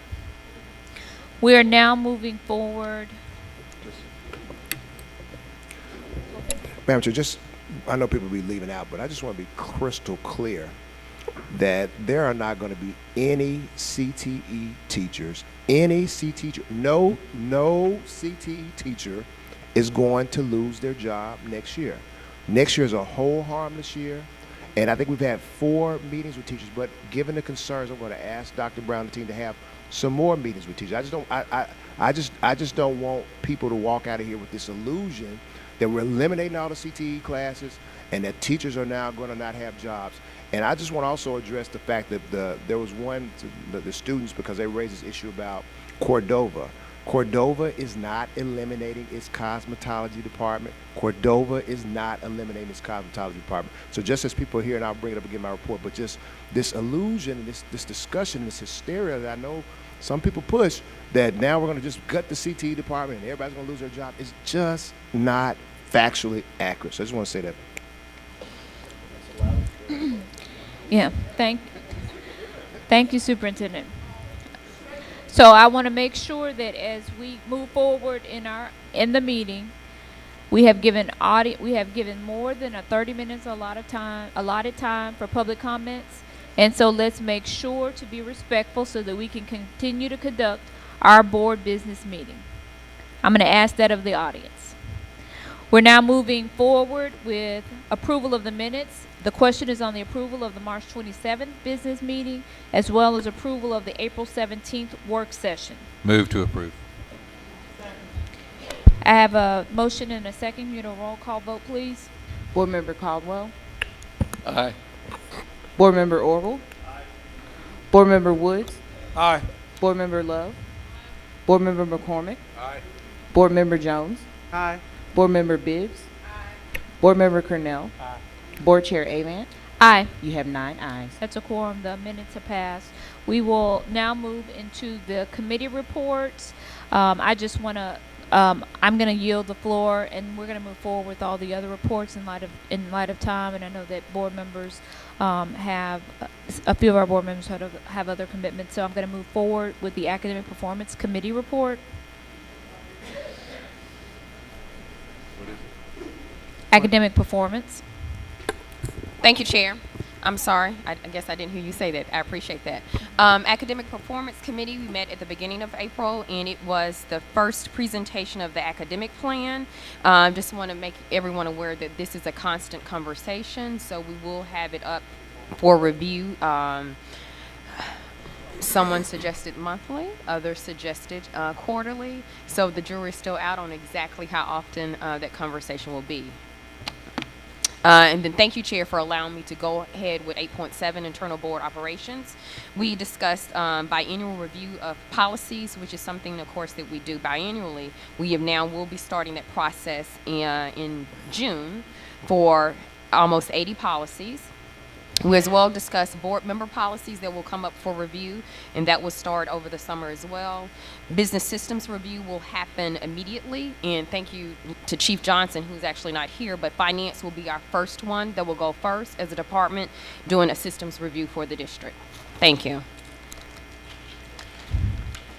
Capital needs and facilities committee report. We have not met since the last board meeting, but I believe April 30th, we're going to, the county commission is asking us to approve our capital budget, so we're going to have a committee meeting on the 30th, but it hasn't been noticed yet. But Ms. Phelan asked me about that today, so wanted to let everybody know that. Okay, community engagement. Thank you, Chair. We had a meeting on April the 10th, and pretty much we just discussed some of the new and exciting things that are going to take place in our community engagement department, dealing with our parent ambassadors and other ways that we can get our parents and communities engaged. Thank you. Evaluation committee report. Thank you, Chair. As we all know, we all received our evaluation packet, and they were due to be put in the mail Friday. And as of yesterday, only 3 of 9 have been received. So somebody, and I turned mine in, so that means 2 of 8. I'm not good with Eureka math, but we got some detention coming up. So the effect is, I had my one-on-one interview scheduled for tomorrow morning, and I have to reschedule my interview because that's okay, yeah, that's okay. So anyway, I do encourage my colleagues to please drop those in the mail so we can proceed with this process. Thank you. Legislative Advocacy Committee. Thank you, Madam Chair. Before I begin, I want to allow Superintendent to possibly give a few comments regarding 10 Ready. I know I could brief on the recent law that was just passed, but I guess it's still awaiting the governor's signature. I don't know if that happened last week or not, but I just want to see if you want to give a quick update on 10 Ready, on the possible impact. I know both the House and the Senate indicated a hold harmless bill that they had passed last week, and I think it had a lot to do with the advocacy of our teachers in this body to make sure that our teachers were held harmless during this first year. But I want to allow you, Superintendent, to give a few comments, and then I'll wrap up the legislative portion. Thank you, Mr. Woods. You're absolutely right. I think earlier the legislature essentially passed a bill saying that given the concerns with the 10 Ready test, it's up to local boards to determine whether or not those scores can be used to impact student grades.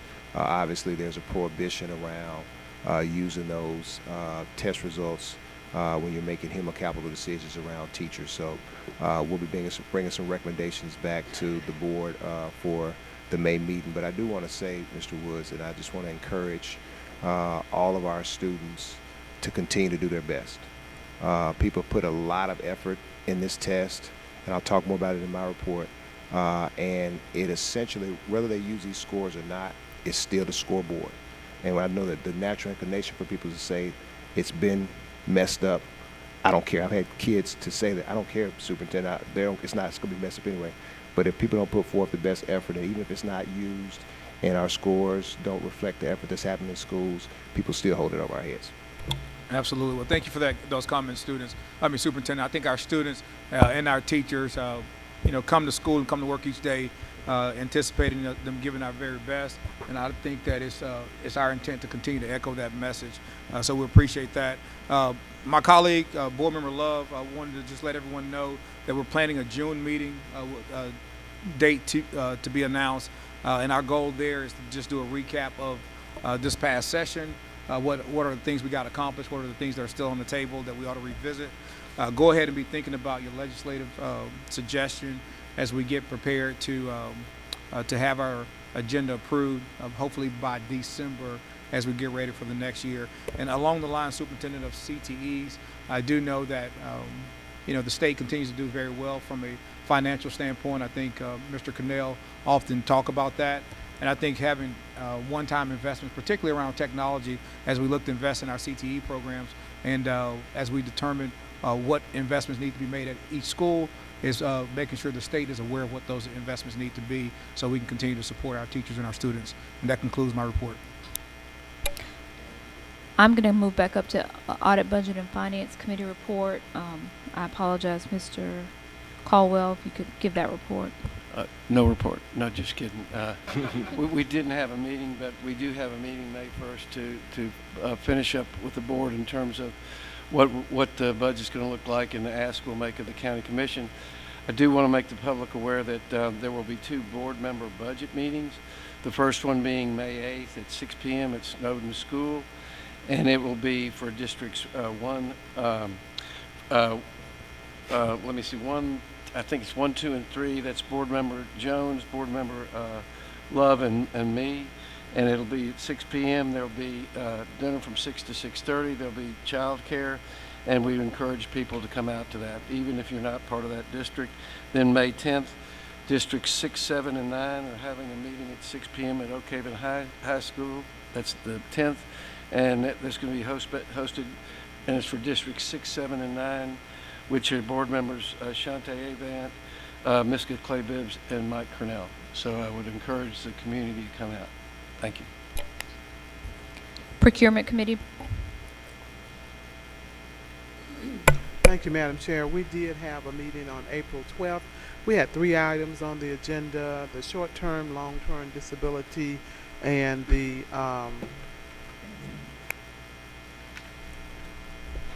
can't remember the other. There was another also benefit package that was discussed, and the EAP, right, the EAP.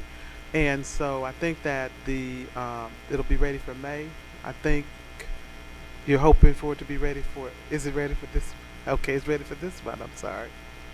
And so we did have a robust conversation about that, and it's on the agenda tonight. The second item we had was a cybersecurity update from our IT director, and that goes to the heart of one of the comments tonight. What we discovered and what we were informed is that security is a real issue in our district.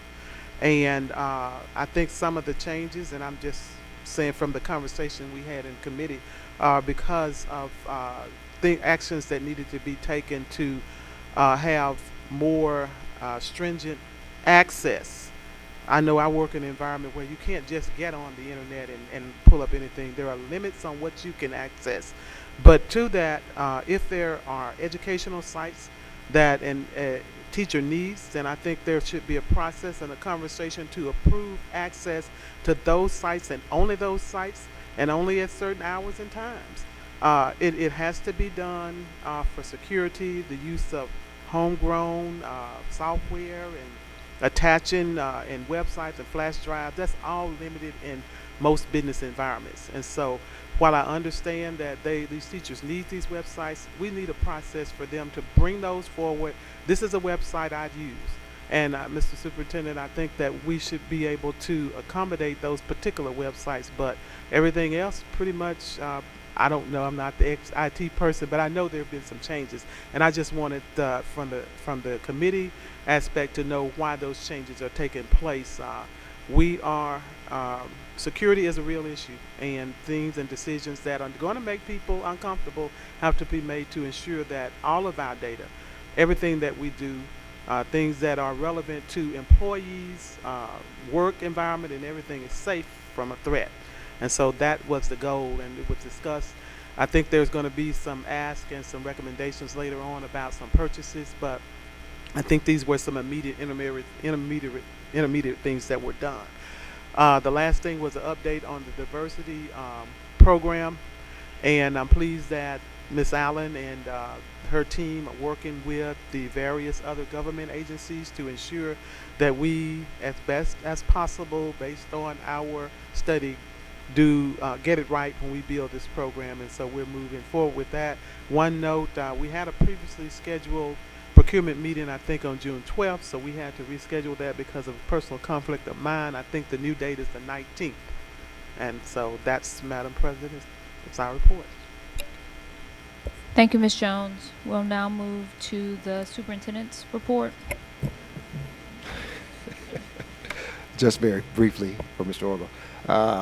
Just want to make the board aware that Saturday, May 12th from 10 a.m. to 3:30, we're going to have our Arts Fest. And over the next 4 weeks, Our Arts Matter awareness and fundraising campaign will highlight the stories of our students whose lives have been affected by the arts, along with the stats that show the immense academic and socio-emotional benefits of fine arts and education. So please circle or put that date down in your calendar.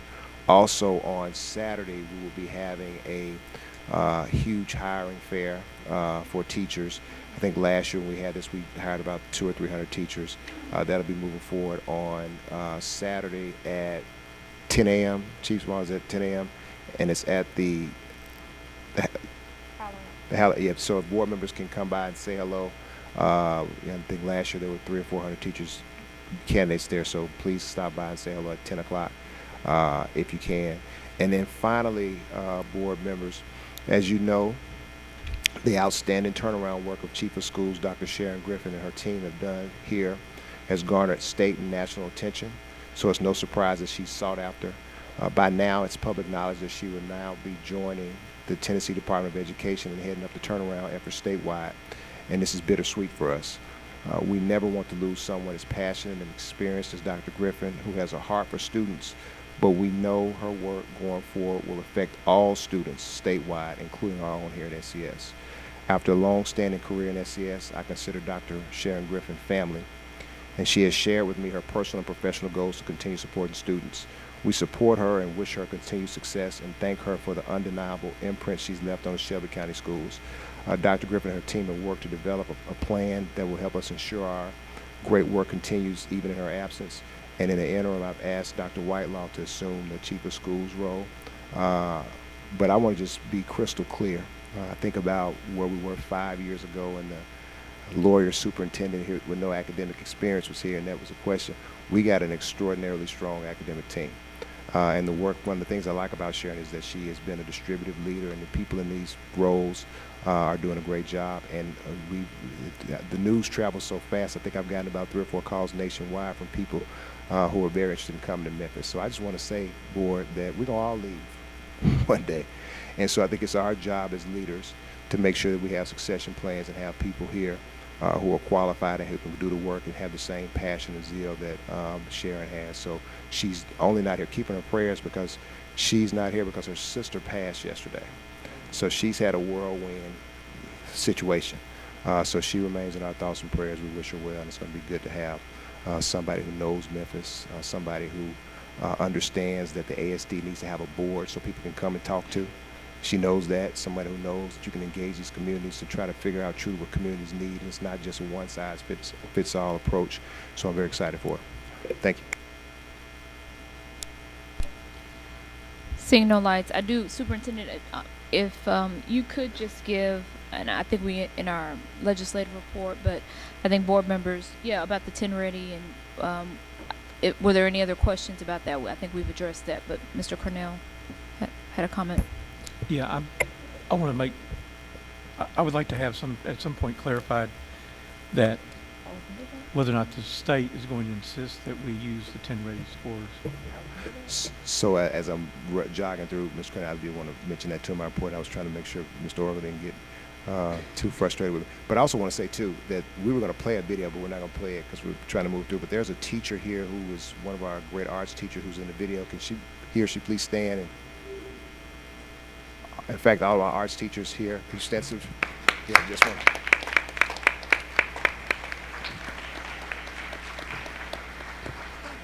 Thank you for what you do for our students. And I think to your point, Mr. Cornell, and I'm glad you reminded me, because actually our chair asked that I have our team, in reference to the discussion, to do a financial analysis of what we spent to get ready for the 10 ready test. And what they did was they looked at the national norms between 10 and 15% of the time the teachers spend in the classroom is preparing for the test.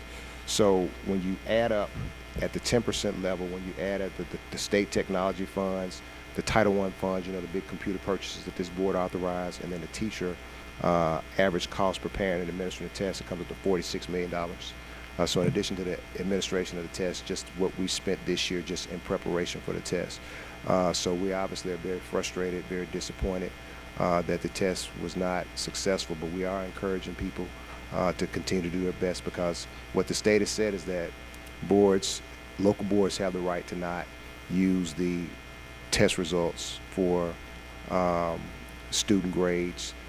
We can't use the test results for personnel decisions, and so we'll bring you a recommendation around.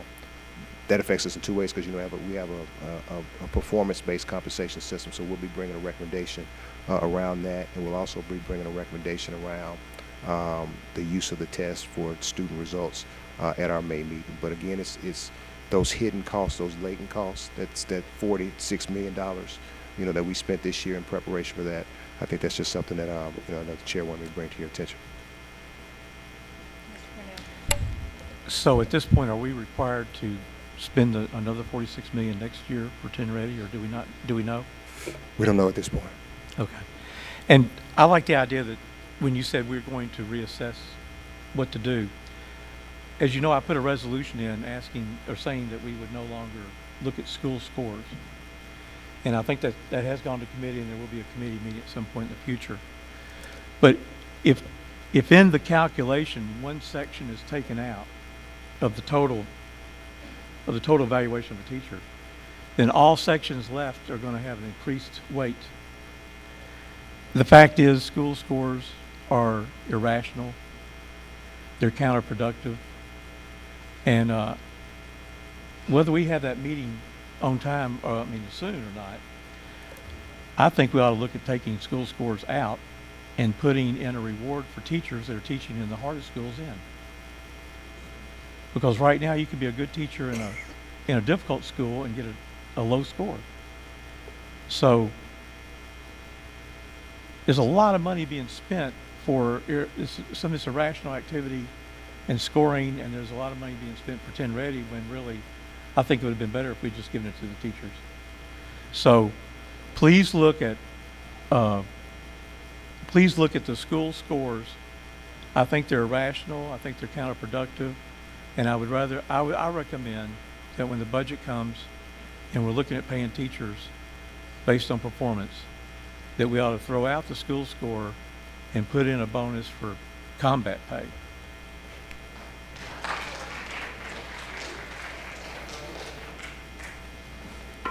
Ms. Love. Thank you. Superintendent, I was going to ask about the cost for the 10 Ready. So it was $46 million for Shelby County Schools, but Questar was paid a little over $30 million to administer the test.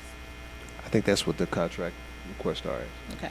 So I think that we need to spend this time or this year creating a test or some type of measurement so that we can know where our children truly are. This is the third year that this test has been ineffective. And like Board Member Cornell stated, this test is used for teacher pay, school closure, proficiency rates. So I think that we need to stop depending on the state of Tennessee to continue to fail us. And we need to create a test that tells where our children are, where they're going, and so we can know how effective our children's schools and our teachers are. I agree with that, but I think that the good part about having seen the test 1 year, and correct me if I'm wrong, Ms. Giles, I think that we now, in this budget, we're doing the formative assessments and assessing kids along the way so we can have a better real-time view. So we'll share it with you. Mr. Caldwell. Thank you. There are a couple of questions I'd like answered before next year, and I would like them to give a full accounting of what went wrong, and then well before the next school year, what they intend to do to make sure it doesn't happen again. I would also ask that you get with our legal counsel to see, I know that it was mentioned that in terms of closing a school, it's the authority of the LEA. I want to know what we're required in state law to do in terms of using these tests, and if we're not compelled to use them, I would strongly recommend we find another test, and in the interim rely on tests that have been around for a while that are good indicators, like the ACT, and always get it messed up. It's the test for the Armed Services, ASBO or something. Yeah, so tests that are for as far as we know are reliable and have been reliable, and those are the things that for seniors and juniors and kids that are looking to go to college or into a career or in the military, that's what we really need to worry about, not the 10 ready test. And if it comes to vote, I'll just say today that my vote is that it counts 0% for anything. You know, one of the things that concerns me too, Mr. Caldwell, you know, I know that Brad's been checking on this, but like, you know, now we don't know what the priority list looks like. There actually will be some schools that will only have 1 year of data if this data doesn't count by the state standard. So I don't know how you judge a school's effectiveness based on 1 year when you've had standards change, tests change. So that's obviously a big red flag for us. And then just, you know, we had a lot of assurances at the beginning of the year that all the bugs were worked out. We did some dry runs and some demos and all these different kinds of things. And so, you know, quite frankly, I don't know what, you know, assurances we're going to ever get. And the last thing I know this board wants to have is for us to gear all up and spend all that time for next year, and then we get to game day and have the same thing happen. And the only thing I would add is that when you're calculating up the cost, I would really like to see some money paid back by the vendor that has done this for the last few years, and we continue to pay people again to do this stuff. Ms. Jones. Thank you, Madam Chair. If and General Counsel may know the answer to this, I think the recently passed law concerning this TN Ready also with a provision that the data could be used if it was helpful. I think there was something in there that said that you don't have to use it, but if it was helpful, we could. So, Mr. Caldwell, there may be employees who it would help, and so I think that's another question that we as a board, I think we are allowed to use it if it was helpful to that employee's score. And so whether we want to just disregard it altogether or give those a benefit, I think that's a discussion we would have. Yeah. Mr. Caldwell. So I would agree if it's helpful, that's one situation, but then you open another can of worms about different evaluations for different teachers. And so if that's within the parameters of our ability to do so, I certainly don't want to do anything that's going to damage a student, a teacher, or a principal, or the future of a school. So I just think we need, as you said, look at it really carefully.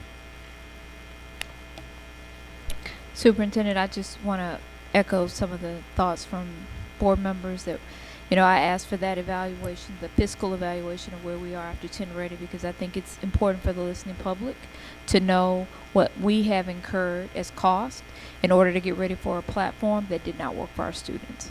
And so parents, and I know that Ms. Love has, you know, been advocating and telling folks that the State Board of Education needs to understand the impact to local districts when we have these kind of snafus.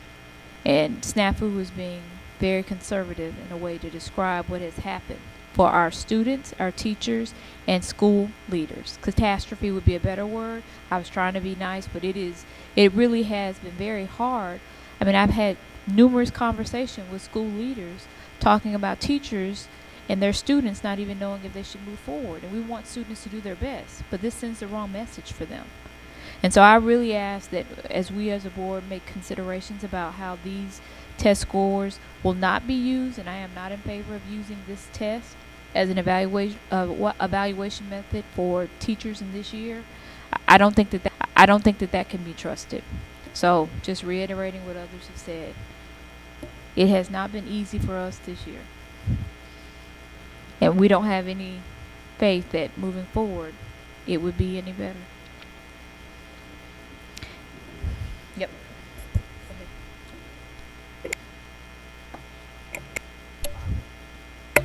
Madam Chair, I guess I've been advised that there are actually some students here from the video, and the video is very short, so can we just play the video so we can recognize the students in there? Theater and the arts, as cliche as it sounds, it's my everything. It's just made me more of a person, to be honest. I'm a lot more outgoing, a lot more confident. I just take a lot more risks that I normally would never have taken without theater. It's allowed me to express myself more because I used to be quiet and kept alone to myself, only talk to a certain number of friends. And now I'm able to go out and speak to other people. Miss Watson has been really important, not just in my theater life, but in my main life as well. She's really been the one to push me, and she keeps me determined. She's really been my rock in a sense. She just inspires me to really want to be the best person that I can on stage and off the stage. She makes you feel like you're somebody. She personally came to me and asked me why wasn't I in the plays or musicals, and that honestly made me feel special because no teacher had ever pulled me aside like that. I really think that I wouldn't be here as I am now without theater. Theater, it brought me out of my shell, and I wouldn't be the person I am today. The arts matter because it gives students like me a chance to express themselves. It gives them a chance to realize their full potential and to understand that you really can do anything that you put your mind to.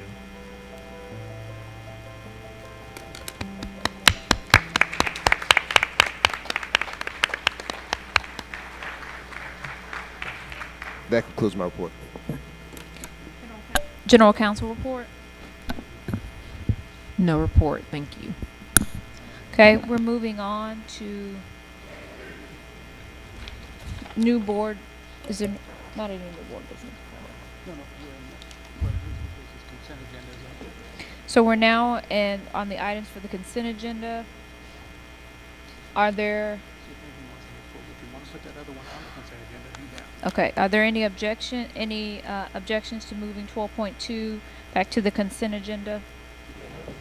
12.2, the documentary. Okay. If there are no objections, then I am going to I'm going to read the items, and then we'll ask for an approval of the consent agenda. 11.2, textbook selection. 11.3, University of Memphis Campus School Amendment, $2.5 million. 11.4, University of Memphis Accelerated Masters of Science Degree Program for Math Teachers, $310,000. 11.5, New Teacher Project, $182,500. 11.6, Learn Zillion Platform and PD for ELA Curriculum, $236,075. 11.7, Power School Registration, 2018-19 school year, $237,806. 11.8, Contracts, Curriculum, and Associates already, $2,559,815. 11.9, Teaching Lab, $175,615. 11.10, EA Employee Assistance Program, $355,212. 11.11, Computers, Softwares, and Services, $4 million. 11.12, Special Course Applications. 11.13, Summer School Food Service Produce, Fresh Fruits and Vegetables, $187,220. 11.4, the Summer Feeding Commercial Food Items of $535,876.65. 11.5, Manor Lake Jeter Conversion and Consolidation. 11.16, USDA Commodity Process Items and Commercial Equivalents for the 2018-19 school year in an amount of $15,588,901.01. 11.17, Contract Modification, IDB Wells Elementary HVAC Replacement. And just that there is the correct approved amount will be $2,057,400 is the amount. 11.18, Water-Based Sprinkler System, $174,930. 11.19, April Budget Amendment. 11.20, Resolution amending the Shelby County of Education's fiscal year 2017 capital improvement plan budget. 11.21, amended resolution approving SCS board strategic allocation, and I want to give the correct amount. That's a different one. This is an amendment to something that was adopted. Okay, I'm sorry, amendment to something adopted, so I don't have to give the amount. I'll get back to that under the board action item. 11.2, donation to White Station High School, Community Courtyard, $154,179. 11.23, APE Agency, $100,000. And then we are moving the documentary also to the consent agenda. She says it's under. Oh, there's no motion associated with it, so don't put it anywhere. Okay. All right, so can I get a motion to approve the consent agenda? Motion approved. Second. Ms. Anthony Poole, roll call vote, please. Roll call. Board Member Caldwell. Aye. Board Member Orgel. Board Member Woods. Board Member Love. Aye. Board Member McCormick. Board Member Jones. Board Member Bibbs. Board Member Cornell. Board Chair Avant. Aye. You have 7 ayes. We have a quorum. The consent agenda is approved. We're now moving to request for action. Okay. The resolution approving SCS School Board Strategic School allocations in the amount of $248,100.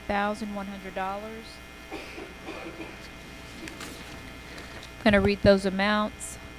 Under Board Chair Avant, Levi Elementary School, Materials for Parent Center, $5,000. Mitchell High School, Student Recognition and Support, $6,000. Under Board Member Jones, Douglas High School, Athletic Uniform, $7,100. Under Board Member Cornell, Melrose High School, Display Case and Monitors, $25,000. Fox Meadows Elementary, $20,000. Ridgeway High School, $15,000.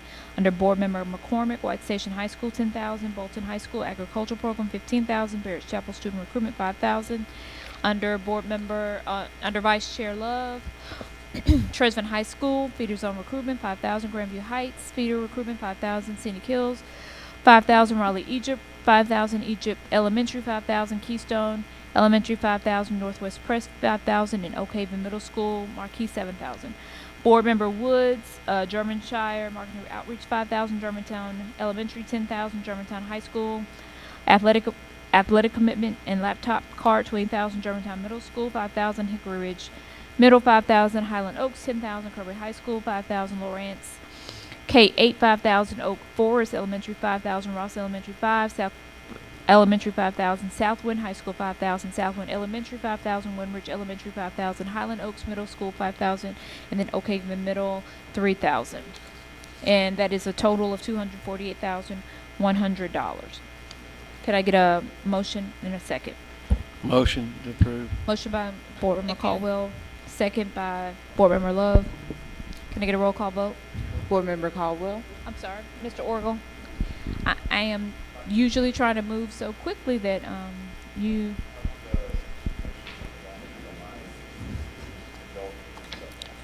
We will indulge you to make sure that your schools are covered. I don't see any for you. I'm going to ask Aisha. Let me can I ask her a question? Sure.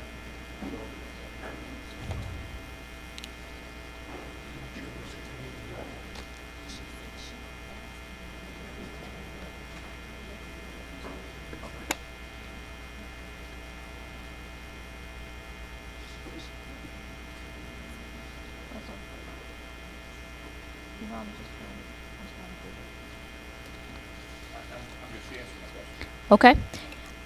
So, seeing no other lights, if we could get a roll call vote for item 12.1. Board Member Caldwell. Aye. Board Member Orgel. Board Member Woods. Board Member Love. Board Member McCormick. Board Member Jones.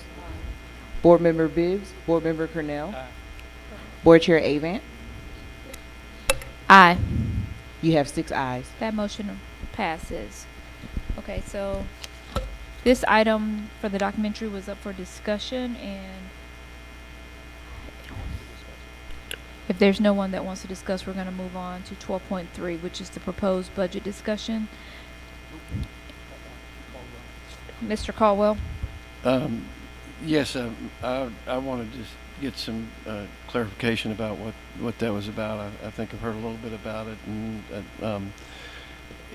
how do we go about seeing if we can't get that to vote on? Can we vote on it this meeting? So the author is not currently with us, so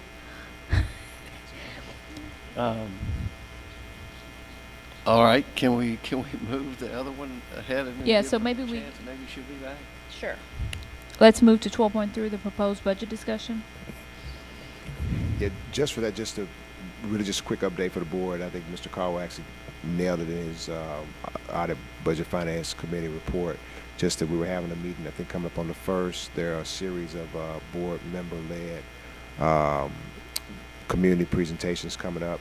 I think our final date with the county commission is May the 30th. They're also going to want to hear about our capital asks. And so that's why I think Mr. Orville mentioned we're going to do the facilities committee so we can get clear with the board in terms of what we want to ask for in the budget. And that's just one to use it as an update. All right. Can I get a motion and then a second, and then we can discuss this item? Well, it's just discussion. Oh, I'm sorry. No, but I Got it. had a question for the superintendent. Mr. Caldwell. I think we had a discussion and we were talking about CIP being earlier than the ask. I mean, for the overall budget around the 17th or something. Yeah, I think that we just got some information. Can you help me, Beth? I think a couple days ago. I think is it the 17th or the? The county is voting on their CIP program on the 16th. And so that's why we are trying to have the ad hoc facility meeting on April 30th so we could review it with the board and you'd have a little bit of time. But does that mean for the 17th to present or the 16th? Well, my understanding is that we're going to do the ad hoc meeting on the 30th and then we're going to have a special called meeting to vote on the budget and on the SIP request, and that I don't know if that's scheduled or not. I just scheduled the ad hoc meeting. Yeah, I think what we're going to have to do at a minimum, Mr. Caldwell, is do the CIP and do a special call meeting so we can present to the county commission because we've been told to you don't want them to go and vote and we haven't presented. So I think that we're trying to in the process work now getting a date scheduled for our presentation for the CIP. Right. Hopefully we can just do it all, but Right, I just wanted to make sure we had that lined up right. All right, thank you.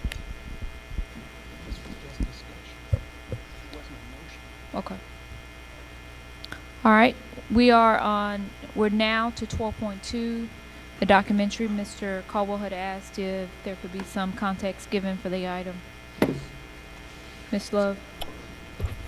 So basically, this is a documentary that will highlight Shelby County Schools. It will discuss the merger, the demerger, and pretty much tell our story. This will be, in this documentary, past board members, present board members, community members, and anybody who played a part in the merger and demerger, relating back to the new Shelby County Schools. Mr. Caldwell.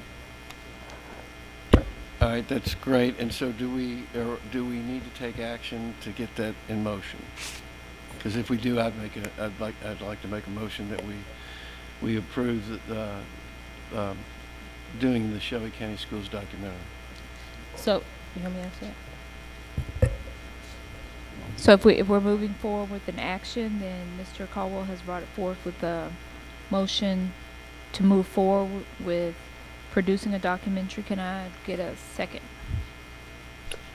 Second. Okay. And so I think just working with communications for us to think about exactly what the scope of the project will be, and how we will have those that will be involved as part of the process. Ms. Caldwell, you had a question? Imagine there's going to be a fiscal note to that, so I would certainly want that to come back to us to be approved, that part of it. Yes. There is a document that says 60,000.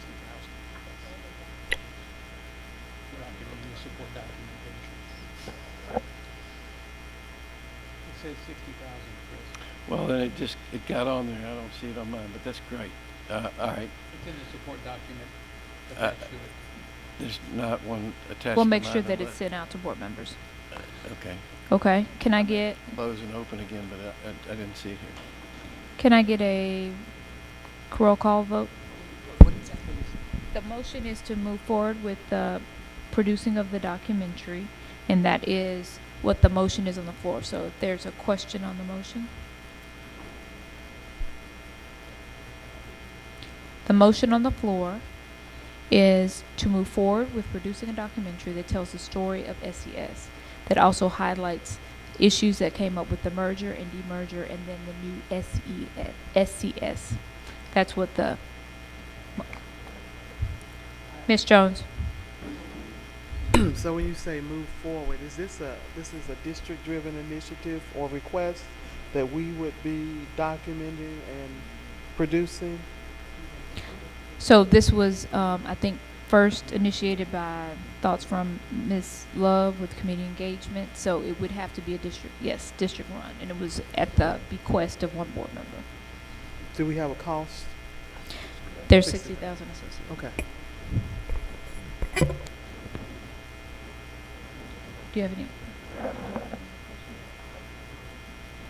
Okay, seeing no other lights. Roll call vote, Ms. Anthony. Board Member Caldwell. Aye. Board Member Orgel. Board Member Woods. Board Member Love. Aye. Board Member McCormick. Board Member Jones. Board Member Bibbs. Board Member Cornell. Aye. Board Chair Avant. Aye. You have 7 ayes. That motion passes.